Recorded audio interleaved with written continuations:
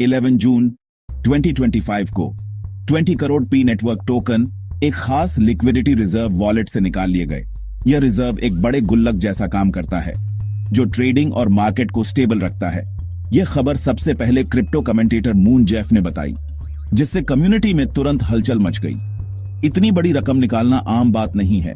यह बताता है कि पाई नेटवर्क के लिए कुछ बड़ा होने वाला है। यह ट्रांजैक्शन एक over the counter OTC deal लगती है, मतलब बड़े प्लेयर्स के बीच एक प्राइवेट सेल। OTC डील्स से बड़े इन्वेस्टर्स बिना पब्लिक एक्सचेंजों पर प्राइस बदले बड़ी मात्रा में टोकन खरीद सकते हैं। एक साथ 20 करोड़ टोकन खरीदना कॉन्फिडेंस दिखाता है या फिर कोई स्ट्रैटेजिक मूव हो सकता है। अब क्रिप्टो दुनिया पूछ रही है, ये टोकन किसने खरीदे और अभी क्यों? यह सिर्फ एक टेक्निकल गड़बड़ नहीं है, यह पे की कहानी में एक बड़ा ट्विस्ट है। इतने सारे टोकन सर्कुलेशन से बाहर होने से मार्केट पर लंबे समय तक असर दिख सकता है। सबकी नजरें हैं कि आगे क्या होता है। पाई कम्युनिटी बड़े बदलावों के लिए तैयार हो रही है। तो क्या इस मूव के बाद पाई कॉइन का प्राइस आसमान छू गया? ऐसा नहीं हुआ। 11 जून को प्राइस सिर्फ 1 to 2% बढ़ा और 64 सेंट्स के आसपास ट्रेड कर रहा था। यह ध्यान देने वाली बात है क्योंकि पिछले महीने पीआई में 40% की गिरावट आई थी। कम रिएक्शन इसलिए हो सकता है क्योंकि OTC डील प्राइवेटली हुई थी, पब्लिक एक्सचेंजों पर नहीं। असली असर दिखने में समय लग सकता है। फिर भी मार्केट का मूड उदासी से उत्सुकता में बदल गया है। इन्वेस्टर्स सप्लाई पर बारीकी से नजर रख रहे हैं।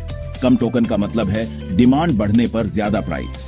बातचीत प्राइस गिरने से हटकर बड़े इन्वेस्टर्स और बड़े मूव्स पर आ गई है। छोटी बढ़त से ज्यादा नई उम्मीद का एहसास मायने रखता है। स्मार्ट मनी अगली बड़ी लहर से पहले अपनी पोजीशन ले रहा होगा। ऐसे बड़े मूव्स कम्युनिटी को दो हिस्सों में बांट देते हैं, बुल्स और बेयर्स।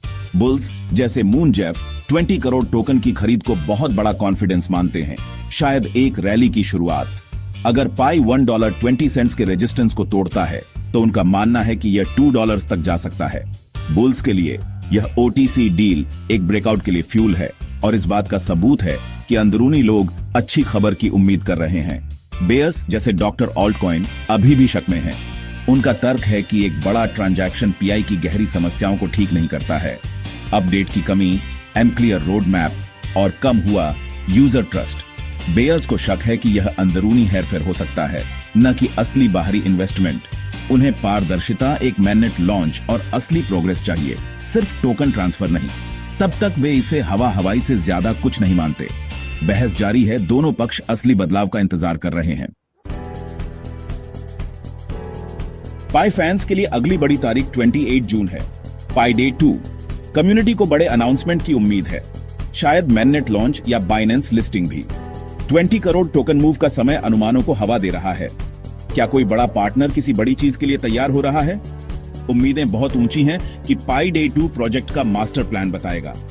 पीछे मुड़कर देखें तो मई में एक ऐसी ही घटना हुई थी जिसमें OKX से 8.6 करोड़ पीआई टोकन निकाले गए थे, जिससे प्राइस में 11% का उछाल आया था। वह मूव इस वाले के आधे से भी कम था। इतिहास बताता है कि बड़े टोकन निकालने से प्राइस और उम्मीद बढ़ सकती है। अब इन्वेस्टर्स सोच रहे हैं कि क्या इस लेटेस्ट मूव का और भी बड़ा असर होगा। पी डे 2 के लिए मंच तैयार है कि यह एक टर्निंग पॉइंट बने। उम्मीद बढ़ रही है, लेकिन कोर टीम पर डिलीवर करने का दबाव है। इतनी हलचल के बावजूद पाई नेटवर्क को बड़ी चुनौतियों का सामना करना पड़ रहा है। ओपन मैननेट अभी तक लॉन्च नहीं हुआ है, जिससे पी की वैल्यू अंदाजे वाली और ट्रस्ट कम है। कई यूजर्स KYC में देरी और टोकन गायब होने की शिकायत करते हैं, जिससे निराशा बढ़ती है। सर्कुलेटिंग सप्लाई डेटा को लेकर कंफ्यूजन अनिश्चितता को और बढ़ाता है। डॉक्टर ऑल्टकॉइन जैसे संशयवादी कहते हैं कि सिर्फ असली प्रोग्रेस, मैननेट, पारदर्शिता और फेयर टोकन डिस्ट्रीब्यूशन ही कॉन्फिडेंस वापस ला सकती है। एक बड़ा टोकन ट्रांसफर गहरी समस्याओं को ठीक नहीं करेगा। अभी के लिए इन्वेस्टर्स को पाई डे 2 को ध्यान से देखना चाहिए और अपनी रिसर्च खुद करनी चाहिए कि प्राइस लेवल्स पर नजर रखें, लेकिन सावधान रहें। क्रिप्टो रोमांचक है लेकिन रिस्की भी। उतना ही इन्वेस्ट करें जितना आप खोने को तैयार हों। पाई का अगला चैप्टर जल्द ही लिखा जाएगा। चौकस और अपडेटेड रहें।